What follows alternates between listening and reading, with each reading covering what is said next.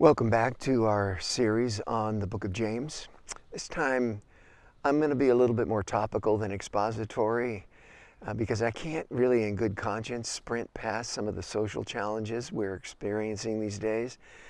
And it's not at all a stretch to hear James counsel us from across the globe and across the millennia on how Christ followers should react in this kind of circumstances we're in.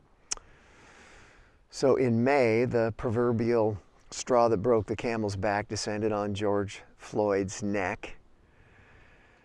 Protests and riots throughout the country have been a daily occurrence ever since. And though a relentless advocate and staunch supporter of nonviolent resistance, Martin Luther King back in the 60s said, riots don't develop out of thin air, and that a riot, he said, is the language of the unheard. Last week, Congressman John Lewis died at 80 years old after serving in Congress for 33 years.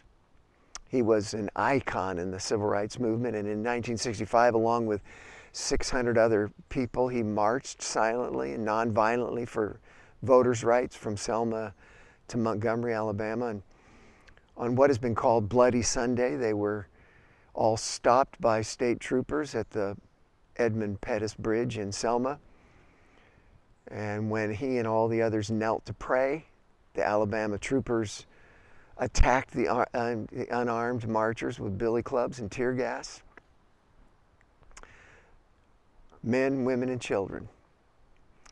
They beat them unconscious, many of them, while they were praying, instead of, including the march organizer, Amelia Boynton. Lewis's skull was fractured, the scars of which he bore for the rest of his life. You can see it in the pictures and the footage of his face. You know, the footage of that assault so sickened the nation that President Johnson shortly thereafter signed the Voting Rights Act of 1965, and that prohibits racial discrimination in voting. Lewis was a great man. He served our country with distinction, and frankly, I hope a statue of him will replace one of the Confederate ones that have been taken down. And you say, well, what does all that have to do with the book of James? Thanks for asking. James, Jesus' half-brother, wrote his letter a long, long time before our country's founding, before slavery was abolished, before Jim Crow laws, before the Civil Rights Movement, Bloody Sunday, before the murder of George Floyd. Though James didn't use the same terminology of Martin Luther King's beloved community, his message was the same. No one human is above another. Regardless of race or status or class, we're all part of the same human family. We all came from the same dust that God used to make Adam. King said in his sermon that he called Paul's letter to American Christians, he said, quote, segregation is a blatant denial of the unity which we all have in Christ. He said the segregator relegates the segregated to the status of a thing rather than elevate him to the status of a person, end quote. So James wrote his book as kind of a theological foundation for the civil rights movement, along with the destruction of every form of prejudice and bigotry. It's unfortunate that not even the Christian community 2,000 years later has, monolithically anyway, taken its cues from James or the rest of the Bible, for that matter, to accomplish this beloved community. I mean, we can't even make it happen among ourselves, let alone prophetically announce it to the world. This, to my mind, is the great tragedy, not that even the supposed body of Christ is not washed clean of one of our nation's original and darkest sins. I mean, if we can't lance this infected boil, especially at a time like this, which some are calling a Kairos moment, I'm not optimistic for much of a positive influence by the church on contemporary American culture.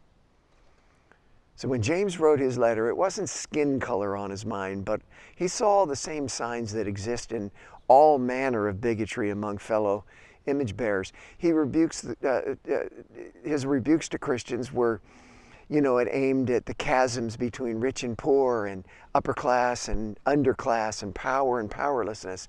So all these clashes are part of the same ignorant and ignoble family of sins as racism and misogyny and prejudice of all stripes. So let me just summarize some of the salient texts in the letter, in my own words, for the most part, from James. So James, for instance, he tells us the downtrodden, he tells them to persevere under trial, and he commands the downtrodders, the oppressors, to humble themselves and repent. Rather than exploit them, he tells them that true religion takes care of the powerless and the vulnerable. He goes on to restrict preferential treatment of the rich over the poor, not only in the legal system, but also in the church lobby.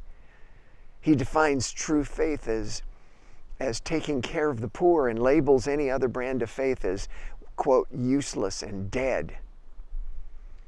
I mean, he distinguishes between what he calls demonic facsimiles of wisdom and heaven's wisdom based on deeds of mercy on behalf of the disadvantaged. So he's kind of like an Old Testament prophet. James is he harshly rebukes the greed that drives a lot of bigotry in the church and the world, and calls those who covet their neighbor's wealth rather than contribute to the poor. He calls them adulterers and the enemies of God.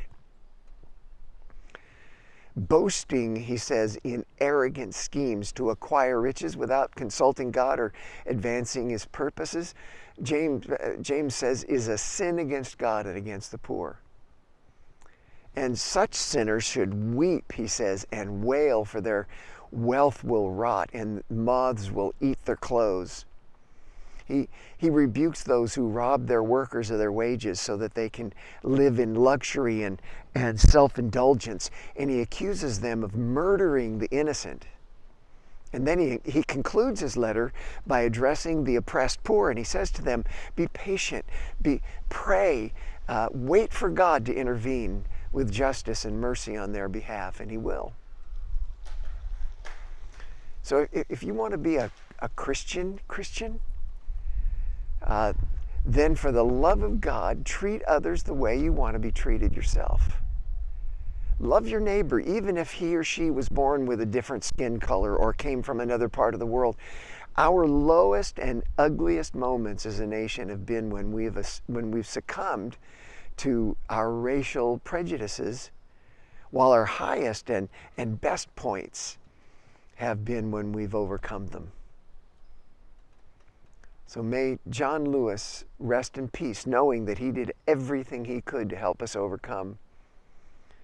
Brothers and sisters, now it's up to us.